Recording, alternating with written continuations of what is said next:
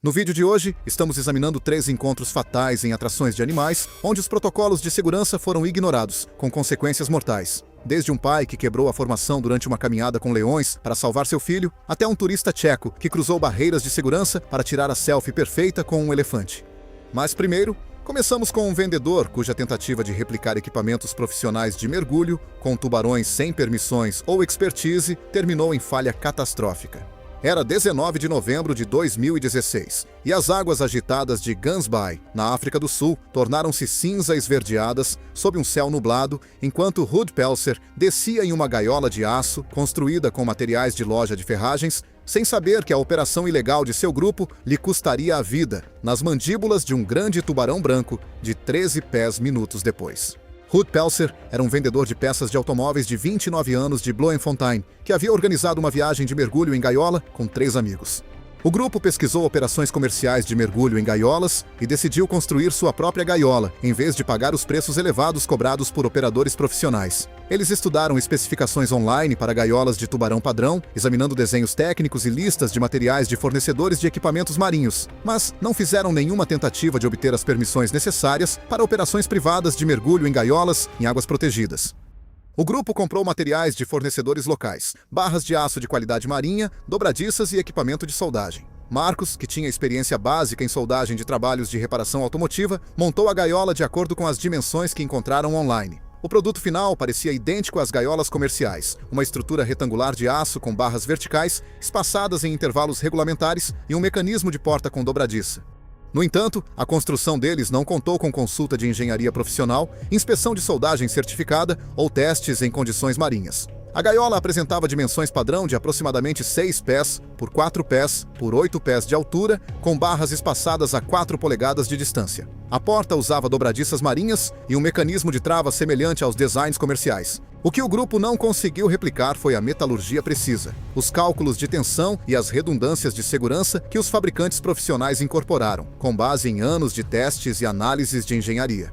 O equipamento de soldagem deles, comprado de segunda mão de um fornecedor local, não tinha os controles de precisão necessários para uma profundidade de penetração consistente em diferentes configurações de juntas. O processo de construção ocorreu ao longo de vários fins de semana no quintal de Marcos, com o grupo trabalhando principalmente a partir de tutoriais do YouTube e guias básicos de soldagem. Eles testaram a flutuabilidade da gaiola em uma piscina local, onde ela teve um desempenho adequado em condições calmas e controladas. No entanto, o ambiente de teste estático não conseguia replicar as tensões dinâmicas das correntes oceânicas, a ação das ondas e as forças de impacto geradas por grandes predadores marinhos. As águas ao redor da Ilha das Focas criam um terreno de caça ideal, onde grandes tubarões brancos patrulham as fronteiras térmicas entre a água quente da superfície e as profundezas frias do Atlântico. Os grandes brancos podem atingir comprimentos de 6 metros e pesos superiores a 2 toneladas, com forças de mordida poderosas o suficiente para esmagar ossos e rasgar tecidos densos em um único golpe. Seus dentes triangulares serrilhados são projetados para cortar gordura e osso, enquanto sua poderosa cauda os impulsiona em rajadas de até 25 milhas por hora. Esses predadores caçam principalmente através de táticas de emboscada, subindo de águas mais profundas para atacar focas perto da superfície com força devastadora. O grupo havia fretado um barco de pesca e implantado sua gaiola usando equipamento padrão de guincho. Ruud entrou na gaiola primeiro, enquanto seus amigos operavam o suporte de superfície. A gaiola parecia funcionar normalmente, mantendo a flutuabilidade e integridade estrutural adequadas durante a implantação inicial. 2 fêmeas subadultas de tubarão, estimadas em 11 e 13 pés, apareceram em minutos e começaram seu comportamento investigativo típico ao redor da estrutura. O primeiro contato ocorreu quando o tubarão menor esbarrou na gaiola durante uma passagem rotineira. O impacto causou uma vibração leve, mas sem danos aparentes. No entanto, a soldagem amadora criou pontos de tensão que não eram visíveis durante a inspeção de superfície. As soldas, embora parecessem adequadas, não tinham a profundidade de penetração e a consistência necessárias para aplicações marítimas sob carga dinâmica. Quando a fêmea maior de 13 pés fez um empurrão investigativo mais forte, atingindo o poste de canto da gaiola com um impacto lateral de maior energia, o estresse acumulado excedeu a capacidade da solda amadora. O suporte de montagem da porta se separou da estrutura e as dobradiças comprometidas se romperam completamente. A porta desabou para dentro, dobrando-se contra a estrutura interna da gaiola e criando uma grande abertura. Ruud encontrou-se em uma gaiola comprometida com falha estrutural e sem maneira de restaurar a proteção. A gaiola permaneceu flutuante, mas não estava mais segura. Sua equipe de apoio na superfície não conseguia ver a falha da porta de cima e continuou as operações normais. Os protocolos de comunicação padrão teriam envolvido sinais de emergência, mas o grupo não havia estabelecido procedimentos adequados. Diante de uma porta de gaiola colapsada e tubarões se aproximando, Rude tomou a decisão de sair da estrutura e nadar até a superfície. No momento em que ele deixou a gaiola, seus movimentos de natação criaram ondas de pressão e assinaturas visuais que desencadearam respostas predatórias de ambos os tubarões. A fêmea maior atacou de baixo em um ângulo de 45 graus, sua cabeça maciça subindo pela água com precisão mecânica. Suas mandíbulas fecharam-se sobre o torso inferior e a coxa esquerda de Rude com força esmagadora. As fileiras de dentes triangulares perfuraram o traje de neoprene e penetraram profundamente no músculo e no osso, rompendo vasos sanguíneos principais. Após aproximadamente 2 segundos, o tubarão soltou e nadou para longe, deixando um trauma massivo na cavidade abdominal de Rude e quase amputando sua perna esquerda. O sangue se dispersou rapidamente pela coluna de água. Os amigos de Rude lutaram para localizá-lo na água agitada, seu pânico e inexperiência dificultando os esforços de resgate. Após vários minutos de tentativas caóticas, conseguiram puxar seu corpo inconsciente para o barco. A perda maciça de sangue fez com que seu pulso se tornasse fraco e irregular, e sua respiração parou. O grupo comunicou-se com os serviços de emergência por rádio, e a embarcação mais próxima da guarda costeira chegou ao local 18 minutos depois. Os paramédicos iniciaram os protocolos de ressuscitação durante o transporte, mas a perda de sangue foi muito severa para a recuperação. O legista listou a causa da morte como exsanguinação devido à amputação traumática e perda maciça de tecido consistente, com uma mordida de tubarão grande. As autoridades marítimas investigaram o incidente e descobriram a operação ilegal do grupo de um sistema de mergulho em gaiola não autorizado. A análise de engenharia da gaiola recuperada revelou que, embora o design estivesse correto, a execução carecia da precisão e controle de qualidade de uma fabricação profissional. As soldas mostraram penetração insuficiente, padrões de cordão inconsistentes e concentrações de tensão que tornaram a falha estrutural inevitável sob carga de impacto. A investigação levou a uma aplicação mais rigorosa das regulamentações de mergulho em gaiolas e inspeções obrigatórias de equipamentos para todos os operadores na região. Os membros sobreviventes do grupo de Juan enfrentaram acusações criminais por operar sem as devidas licenças e por colocar em perigo a vida marinha em águas protegidas. Marcos recebeu as penalidades mais severas devido ao seu papel na construção do equipamento defeituoso, incluindo multas substanciais e uma proibição permanente de áreas de pesca comercial. O incidente tornou-se um estudo de caso de advertência usado por instrutores de segurança marítima em toda a África do Sul, destacando as consequências mortais de tentar replicar equipamentos marinhos profissionais sem a devida expertise, certificação ou conformidade regulatória. Enquanto a tentativa de Juan de replicar equipamentos profissionais sem a devida autorização terminou nas águas sul-africanas, um técnico de reparo de telefones móveis na província de Limpopo descobriria que alguns predadores não precisam de grades para contê-los. Eles simplesmente esperam que sua presa corra. Era 7 de maio de 2015, e o sol do final do outono lançava longas sombras sobre o Tornveld da província de Limpopo, enquanto Edric Mazeko ajustava o aperto na mão de seu filho de 2 anos, Gotsu, sem saber que sua decisão de economizar dinheiro em um pacote de safari com desconto durante a semana terminaria com 3 leões o despedaçando na frente de sua família. Edric Mazeko era um técnico de reparo de telefones celulares de 34 anos de Tembisa que havia economizado por 8 meses para pagar esta viagem em família para um safari a pé de interação com predadores em uma pousada privada. Ele trabalhava 12 horas por dia em uma loja de eletrônicos apertada, ganhando o suficiente para sustentar sua parceira, Nomsa, e seu filho. Sua reputação entre os clientes era construída com base em preços honestos e trabalho confiável, mas o dinheiro continuava apertado. Quando Thornwood anunciou um pacote de desconto durante a semana, Edric viu uma oportunidade de dar à sua família uma experiência que eles nunca esqueceriam. Ele cresceu nos bairros periféricos sem exposição à vida selvagem, além de cães vadios e pombos urbanos. Mas os materiais de marketing do Lodge enfatizavam que seus leões eram criados à mão e habituados a humanos. Nomsa havia expressado reservas sobre levar o filho, argumentando que 2 anos de idade era muito jovem para tal experiência. Mas Edric a convenceu de que as memórias valeriam qualquer desconforto. Ele havia pesquisado sobre o alojamento online, lendo depoimentos de outras famílias, assistindo a vídeos promocionais que mostravam crianças sorridentes caminhando com segurança ao lado de enormes felinos. No entanto, nenhum dos pais tinha experiência com grandes predadores ou compreensão do comportamento animal sob estresse. Eles confiavam completamente na expertise do Lodge. A instalação se estendia por aproximadamente 1000 acres de bushveld esparso. Os leões africanos são predadores de topo, capazes de sprints curtos que se aproximam de cerca de 40 milhas por hora, com estimativas de força de mordida comumente variando entre 650 e 1.000 libras por polegada quadrada, dependendo do método de medição, e a capacidade de matar presas muitas vezes maiores que eles por sufocamento ou esmagamento de vértebras. Apesar das alegações de marketing sobre domesticação, os leões mantêm poderosos instintos predatórios que podem ser acionados instantaneamente por movimentos de corrida, sons agudos ou mudanças repentinas de direção. A caminhada começou por volta das 2:30 da tarde, com 8 convidados, seguindo 2 guias carregando rifles estritamente como último recurso de dissuasão e bastões elétricos portáteis destinados apenas para escalonamento de emergência ao longo de um caminho bem trilhado através de vegetação rasteira. Os 3 leões, estimados em 3 a 4 anos de idade, tinham sido alimentados mais cedo naquela manhã, mas permaneciam alertas e imóveis, seus olhos dourados acompanhando o movimento com foco predatório. O tratador expressou preocupação sobre a idade de Gotsu para a administração do alojamento, observando que os movimentos imprevisíveis de crianças pequenas poderiam desencadear respostas de perseguição, mas o gerente de operações aprovou a reserva, citando pressões de receita e os termos de responsabilidade assinados pela família, apesar das objeções do tratador. Os convidados receberam uma breve instrução de segurança: caminhar em fila única sem movimentos bruscos, sem correr sob quaisquer circunstâncias. 20 minutos após o início da experiência, o grupo parou perto de um leito de riacho seco, enquanto o tratador explicava o comportamento social dos leões. Os felinos descansavam em uma sombra esparsa, ofegando levemente, suas cabeças maciças virando ocasionalmente para observar os humanos. Outros turistas notaram que Gotsu ficou inquieto, se contorcendo e apontando animadamente para os animais. Edric o colocou no chão, mantendo um firme aperto em sua pequena mão. Nomsa deu um passo para trás em direção à grade de observação próxima para tirar fotos, deixando Edric mais próximo do filho deles. Um leão, o maior macho, levantou-se e se espreguiçou.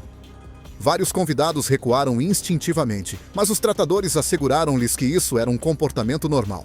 O incidente começou quando um esquilo terrestre atravessou o caminho, a cerca de 90 pés à frente. Gotsu soltou-se da mão do pai e correu em direção ao movimento. A cabeça do maior leão levantou-se imediatamente, seu corpo tensionando-se enquanto os instintos predatórios se ativavam. O tratador gritou um aviso agudo, mas Edric já estava se movendo, correndo atrás de seu filho, com o pânico parental sobrepondo-se às instruções de segurança. A combinação de movimento de corrida e sons agudos desencadeou uma resposta imediata de perseguição em todos os 3 leões. O ataque foi rápido e devastador. O maior macho cobriu 30 pés em menos de 3 segundos, suas poderosas patas traseiras impulsionando-o para frente com velocidade explosiva. Ele atingiu Edric por trás, seu corpo de aproximadamente 300 libras chocando-se contra o ombro e as costas do homem. Edric caiu de rosto na poeira vermelha. Seu ombro esquerdo deslocou-se ao atingir o chão. Antes que ele pudesse se afastar ou se proteger, as mandíbulas do leão se fecharam em seu braço direito superior, esmagando a fratura do osso húmero. O segundo leão chegou em instantes, agarrando a coxa esquerda de Edric e aplicando uma pressão esmagadora. Os poderosos músculos do pescoço, projetados para matar grandes presas, agora destruindo o tecido humano. O terceiro leão mordeu suas costas, dentes caninos perfurando a pele e o músculo para raspar contra as costelas. O peso combinado dos 3 predadores pressionou-o contra a terra enquanto garras rasgavam seu torso, abrindo cortes profundos que imediatamente começaram a jorrar sangue na poeira. O maior macho soltou o braço de Edric e reposicionou-se mais acima, suas mandíbulas fechando-se em torno da área do pescoço e ombro. O sangue imediatamente jorrou da ferida quando os principais vasos foram rompidos. O corpo de Edric convulsionou brevemente antes de ficar inerte. O trauma em sua parte superior das costas e pescoço provando ser fatal imediatamente. Suas pernas pararam de se mover completamente. O tratador disparou 2 tiros de advertência para o ar. Os estalos agudos ecoavam pelo campo, mas os leões estavam totalmente envolvidos e ignoraram o som. Um terceiro tiro, disparado mais perto dos animais, finalmente os dispersou após aproximadamente 15 segundos de ataque contínuo. Eles recuaram cerca de 20 jardas, mas permaneceram alertas, com sangue cobrindo seus focinhos e patas dianteiras. Edric jazia imóvel em uma crescente poça de sangue. Suas roupas estavam rasgadas, múltiplas perfurações visíveis em seu torso e extremidades. Sua respiração havia parado e nenhum pulso era detectável. O tratador comunicou-se imediatamente com o escritório do alojamento, enquanto seu parceiro tentava reanimação cardiopulmonar. Apesar das evidentes lesões fatais, o médico no local, certificado em primeiros socorros em áreas selvagens, chegou à cena em 6 minutos, mas só pôde confirmar o que já era evidente. Hemorragia arterial grave e trauma catastrófico no pescoço e parte superior das costas tornaram a sobrevivência impossível. A polícia e os paramédicos chegaram 34 minutos depois, navegando por estradas de terra desde a cidade mais próxima. O legista determinou que a causa da morte foi exsanguinação e asfixia traumática devido a múltiplas mordidas de leão. Gatsu estava fisicamente ileso, encontrado chorando ao lado do riacho onde havia parado de correr. Mas o impacto psicológico na família provou ser devastador. Nonsa entrou com uma ação civil contra o alojamento 6 semanas depois, citando protocolos de segurança negligentes e publicidade enganosa sobre a domesticação de animais. O caso foi resolvido fora do tribunal por um valor não divulgado, com a seguradora do alojamento pagando os danos. Os investigadores revisaram as licenças e práticas de segurança do alojamento após o incidente, e ele cessou permanentemente as operações de safari a pé dentro de 6 meses, passando para passeios de observação de animais apenas em veículos. Os 3 leões foram relocados para uma reserva privada no Cabo Setentrional, onde permaneceram em ambientes controlados, longe do contato humano. O incidente levou a revisões em toda a indústria dos protocolos de safari a pé e das restrições de idade para participantes no setor de turismo da África do Sul. Quando a corrida protetora de um pai desencadeou a caça de leões na África do Sul, um turista tcheco que ultrapassou as barreiras de segurança em um parque na Tailândia descobriria que um elefante adulto enfurecido pode comprimir um torso humano em algo irreconhecível. Era 3 de fevereiro de 2018, e a opressiva umidade da tarde de Ayutthaya pendia como um cobertor molhado sobre o extenso parque de elefantes, onde as antigas ruínas da antiga capital da Tailândia lançavam longas sombras sobre as plataformas turísticas, o mesmo palco de concreto onde Marek Dostal logo ignoraria todos os avisos de segurança e agarraria a tromba de um elefante macho de 38 anos, desencadeando um esmagamento fatal. Marek era um coordenador de logística de armazém de 41 anos de Brno, República Tcheca. Ele trabalhava para uma empresa de distribuição de médio porte, gerenciando sistemas de inventário e coordenando remessas. Um trabalho metódico que exigia atenção aos detalhes, mas oferecia pouca emoção. Seus colegas o descreviam como confiável, mas inquieto, alguém que falava constantemente sobre viajar, mas nunca havia realmente saído da Europa até esta viagem. Ele escolheu a Tailândia, após navegar por blogs de viagem que prometiam experiências autênticas com animais, e o Parque de Elefantes de Ayutthaya apareceu em várias listas recomendadas. Seu objetivo era simples: capturar fotos que provassem para amigos e familiares em casa que ele tinha feito algo genuinamente aventureiro. Ele já havia reclamado 2 vezes com a equipe do parque, naquela manhã, que as oportunidades de foto padrão pareciam muito encenadas, muito obviamente turísticas para o seu gosto. A frustração de Marek com a natureza controlada da experiência no parque vinha crescendo ao longo do dia. Ele tinha pago a taxa do pacote premium para encontros próximos com elefantes, esperando algo mais íntimo do que ficar atrás de linhas pintadas enquanto os mahouts posicionavam os animais para fotos. Ele tinha visto outros turistas postando fotos dramáticas nas redes sociais de parques semelhantes, imagens onde as pessoas pareciam estar interagindo naturalmente com os elefantes, em vez de posar de forma desajeitada a vários metros de distância. As mensagens dele para os amigos naquela manhã expressavam decepção com o quão regimentado tudo parecia. Como os mahouts gritavam constantemente instruções em inglês quebrado, como as barreiras faziam cada foto parecer obviamente artificial. A plataforma de concreto estava elevada a cerca de 1 metro do chão, cercada por terra compactada, onde os elefantes ficavam durante as sessões de fotos. Os elefantes asiáticos podem pesar até 11.000 libras e medir quase 9 pés de altura no ombro. Suas trombas contêm aproximadamente 40.000 unidades musculares e podem levantar ou exercer forças medidas em centenas de libras, combinando imensa força com controle motor fino na ponta.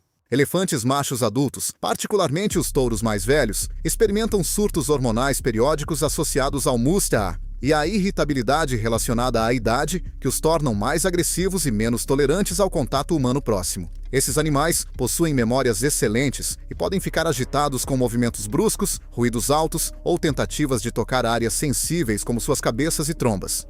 O elefante designado para a sessão de fotos de Marek era Shai, um macho de 38 anos que vinha mostrando sinais de agitação desde a manhã. Seu mahout havia avisado os grupos de turistas da manhã que Shai parecia inquieto, balançando mais do que o normal e secretando um fluido escuro de suas glândulas temporais, um indicador clássico de muste, e emitindo sons suaves de trombeta, comportamentos que indicavam estresse ou desconforto.